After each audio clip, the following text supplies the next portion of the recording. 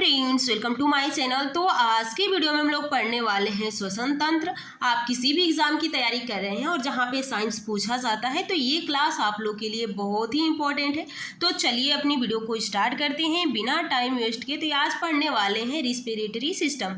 तो इसमें देखिए श्वसन तंत्र के अंतर्गत वे सभी अंग आते हैं जिनसे होकर वायु का आदान प्रदान होता है, जैसे नासिका एवं नासा मार्ग, ग्रासनी, लैरिंग्स और स्वर यंत्र, ट्रेकिया, ब्रोकाइन, ब्रोक्यूलस तथा फेफड़ा।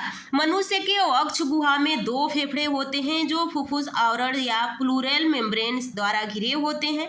तो पूछा जाता है कि जो मनुष्य का फेफड़ा होता है उसमें कौन सी मेम्ब्रेन पाई जाती है, तो वहाँ पे प्लूरल मेम्ब्रेन पाई जाती है। मनुष्य का दायां फेफड़ा बाएं फेफड़े से कुछ बड़ा और चौड़ा होता है, परंतु लंबाई में कुछ छोटा होता है, क्योंकि फेफड़ा के बीच में ही आप लोग का हार्ट भी स्थित होता है, तो वो बाएं साइड में थोड़ा सा स्थित होता है। फेफड़े में रुधिर, यहाँ पे देखिए फेफड़े में रुधिर कोशिकाओं का जाल फैला होता है।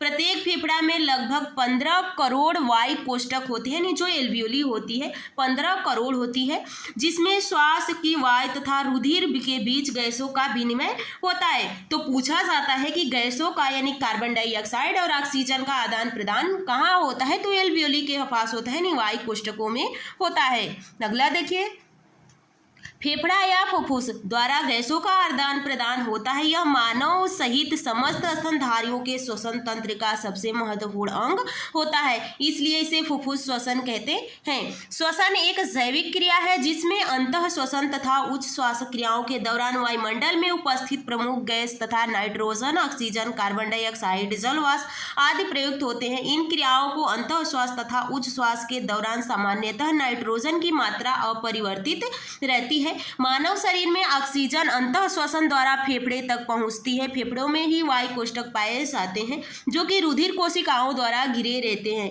इन कोशिकाओं में ऑक्सीजन वायु कोष्ठ से प्रवेश कर जाती है तथा कार्बन डाइऑक्साइड के विपरीत दिशा में गति कर जाती है।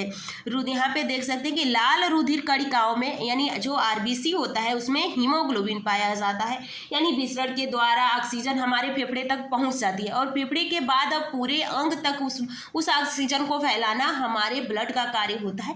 आपको पता होगा ब्लड भी 3 प्रकार, अगर मेनली ब्लड 2 प्रकार का होता है, प्लाज्मा और उसके बाद रुधिराणु। अगर रुधिराणु पूछा जाए कि वो कितने प्रकार का होता है, तो वो आप लोग का 3 प्रकार का होता है, आरबीसी, डब्ल्यूबीसी, प्लेटलेट्स। तो पूछा जाए कि ऑक्सीजन का परिवहन कौन करता है, तो आरबीसी जो ऑक्सीजन होता है उसका परिवहन करता है। ऑक्सीजन यानी आरबीसी में हीमोग्लोबिन पाया जाता है।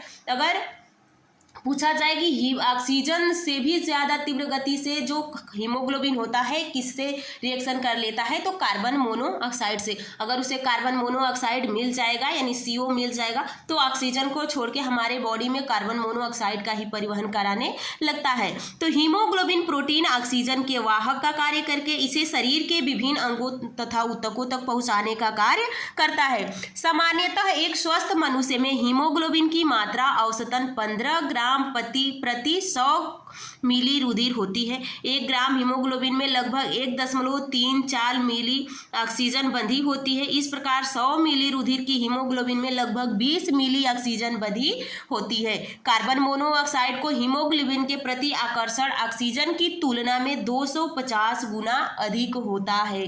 तो देखिए कितना तेज ये कार्बन मोनोऑक्साइड से रिएक्शन करता है हीमोग्लोबिन। यह रक्त के हीमोग्लोबिन से जुड़कर कार्बोक्सी हीमोग्लोबिन बनाती है। इससे रक्त की ऑक्सीजन परिवहन क्षमता कम हो जाती है। रक्त में ऑक्सीजन की सांद्रता में कमी आने से श्वास की गति में क्रमशः बढ़ोतरी होती जाती है। समुद्री सतह से जो ऊपर चलते जाते हैं तो वायुमंडल की वायु का संयोजन आर्थिक इसमें विभिन्न गैसों का प्रतिशत मात्रा है तो वही रहती है, किंतु वायु का घनत्व कम होता जाता है। तो पूछा जाता है कि जब मनुष्य पहाड़ों पे जाता है तो उसके आरबीसी में क्या चेंजिंग होता है, तो कि उसकी आरबीसी की संख्या बढ़ जाती है, श्वास दर भी बढ़ जाता है, क्योंकि ऑक्सीजन की ज़्यादा मात्रा होना चाहिए। और क्योंकि वायुमंडल पे जैसे जैसे आप पर्वतों पे यानी पहाड़ों पे जाएंगे तो वायुमंडल की परत पतली होती जाएगी, तो उतना भरपूर मात्रा में हमें ऑक्सीजन नहीं मिल पाता है। अतः पहाड़ों पर शरीर में ऑक्सीजन की कमी अर्थात हाइपैक्सिया के कारण मनुष्य की सांस फूलने लगती है, अर्थात श्वास दर बढ़ जाती है। तो इससे रिलेटेड ये कुछ क्वेश्चन है। तो आज की वीडियो में हम लोग बस थ्योरी ही पढ़ेंगे। नेक्स्ट वीडियो में हम इस क्वेश्चन को देखने वाले हैं। तो आप लोग वीडियो को लाइक और चैनल को सब्सक्राइब कीजिएगा। कमेंट करके ज़रूर बताइएगा कि ये वीडियो आप लोग को कैसी लगी। आप ग्रुप डी की तैयारी कर रहे हैं या बीपीएससी 4